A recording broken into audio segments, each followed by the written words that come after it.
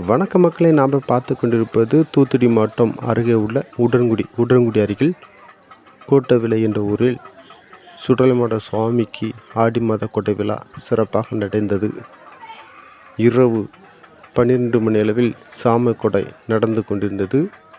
அப்போது சுடலைமாட சுவாமி ஊர் எல்லைக்கு சென்று கொடுத்து விட்டு மீண்டும் கோட்டைக்கு வந்து சுடலைமாட சுவாமி பிணமானார்.